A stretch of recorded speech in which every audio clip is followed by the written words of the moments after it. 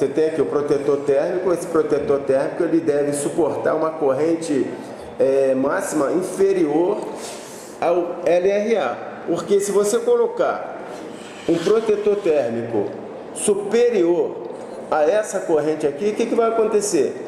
O motor chega no máximo de 26,5 ampere, mas protetor, entendeu?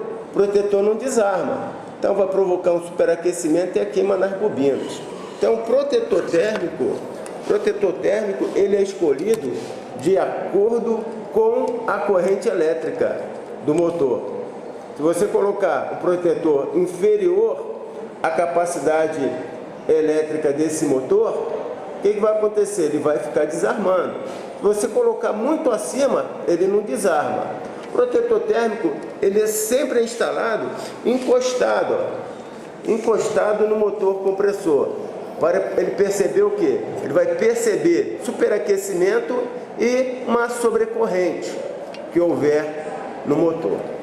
Aqui nós temos o relé. Esse relé aqui é um relé magnético, também chamado de amperométrico. Aqui você tem a numeração do relé e de acordo com a numeração é a aplicação para cada tipo de motor. O relé também é escolhido de acordo com a corrente elétrica do motor. Então, nesse caso, é escolhido de acordo com a potência elétrica. Aqui nós temos, o início da bobina. Esse relé aqui, ele é responsável para colocar o motor em funcionamento. Depois que ele coloca o motor em funcionamento, ele retira a bobina auxiliar. Então, aqui, nesse terminal aqui, eu estou colocando a minha mão, é a alimentação do relé. Você alimenta o relé. O final da bobina, que é esse cara aqui, o final, ele é ligado no marcha. Então, início, alimentação, final, marcha. Bom, quando esse relé é acionado, ele cria um campo magnético em torno aqui dessa bobina, fazendo com que o armador suba, o armador suba, colocando a bobina auxiliar no circuito. Então, o que você tem daqui? Daqui para cá, normalmente esse relé ele vem com uma ponte. Quando é necessário instalar um capacitor, aqui você tem o capacitor que é instalado nesse motor. Quando você tem que instalar um capacitor, nos relés que possuem a ponte de ligação entre esses terminais aqui, vamos ver ali, em terminal 11 e 13, é necessário tirar a ponte. Vou pedir aqui para o menino me ajudar aqui. Retira esses dois terminais aí, por favor. Então, aqui, você tem agora aqui, você tem o relé. Como que você pode testar o relé? Você pode testar o relé, ele desligado e sem o capacitor. Porque com o capacitor, se o capacitor estiver carregado, pode queimar o instrumento aqui. Aqui nós vamos colocar na escala de ohms. Vamos colocar aqui, selecionar aqui no som. Fecha as duas pontas aí para mim aí, por favor. Fechou? Então, observa bem aqui, agora o relé aqui. Observa. Coloca uma das pontas aqui na entrada. A entrada é aqui, certo? Aqui. E coloca na saída.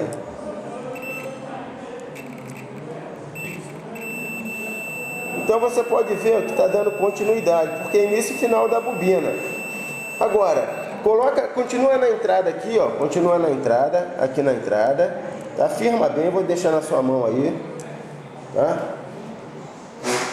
Coloca na entrada, agora coloca no terminal 11, que é o terminal, isso.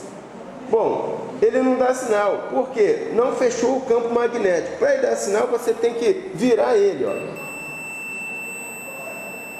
Então a gente vem aqui no aparelho aqui, que deu a continuidade, tá? Agora, esse relé aqui, tá? Esse terminal aqui, então, conforme nós já falamos, ó, do 11 para o 13 é onde é colocado, tá, o capacitor de partida. Então, no momento em que se energiza o relé, ele cria um campo magnético aqui, porque o motor não entrou em funcionamento, certo? A bobina auxiliar entra no circuito. Aqui você tem, ó, você tem o comum, aqui é o comum, aqui é o auxiliar e aqui é a bobina de marcha. A bobina auxiliar está interligada do comum para cá. Então, o motor entra em funcionamento. Quando o motor entrou em funcionamento, fica somente a principal, que a gente chama de bobina de marcha.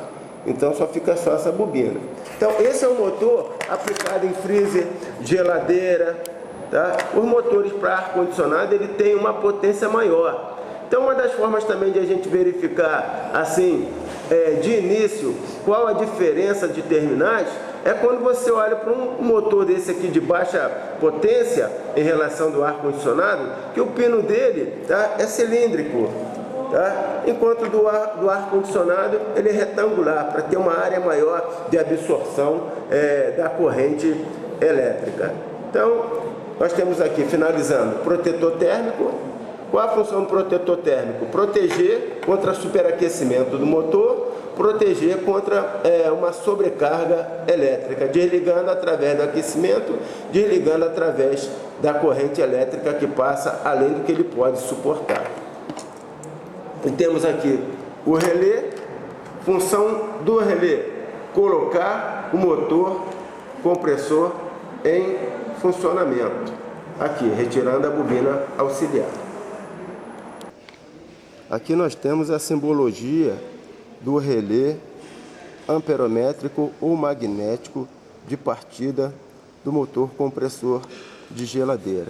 Então, o que você vê aqui, ó? Quando eu mostro para você aquela bobina em torno do relé, eu estou demonstrando isso aqui, ó, essa bobina aqui, ó. Então, aqui, ó, é a entrada de alimentação. E aqui tem esse armador, tá vendo? Certo. Esse armador aqui, ó, esse armador, ele só vai subir quando for criado um campo eletromagnético aqui. Quando ele sobe aqui, ele vai fechar o contato aqui, ó. Se ele subir aqui, ó, ele fecha o contato, ó. Ele fecha o contato daqui para cá e daqui para cá.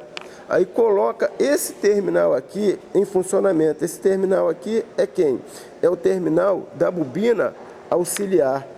No motor compressor de geladeira, de freezer, bebedouro, motores compressores de pequeno porte, a bobina auxiliar ela sai do circuito quando o motor atinge pelo menos 75% de sua velocidade. Então, muitas das vezes o motor não entra em funcionamento, por quê? Porque a bobina auxiliar não está fazendo esse trabalho. Existem os motores, que é o caso desse que nós estamos demonstrando, que é necessário aqui, ó, antes dele ir para a bobina auxiliar, ele recebe uma alimentação de quem? Do capacitor de partida. O capacitor de partida vai reforçar, funciona como um motor de arranque. Vai reforçar uma carga para poder tirar o motor do repouso. Depois que o motor entra em funcionamento, a bobina auxiliar nesse motor ela tem que sair. Esse armador aqui, ó, ele desce novamente, ó. Ele desce novamente ficando na posição inicial. É assim que funciona.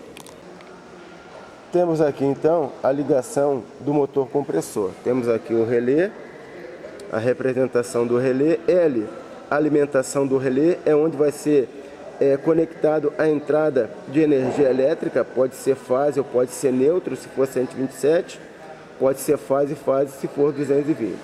Observa que o final da bobina, aqui, nessa região aqui, ó, vamos acompanhar, ele é ligado, ó, no marcha do motor compressor. Aqui você tem a bobina do motor compressor, representada aqui no diagrama, e é assim que é um conjunto lá dentro. Voltando aqui para o relé, o que você tem aqui, ó, separado aqui, o auxiliar. No momento em que se cria um campo magnético aqui, esse auxiliar aqui entra em contato com linha, carrega o capacitor de partida, esse capacitor descarrega em cima da bobina auxiliar do motor compressor, aí o motor entra em funcionamento.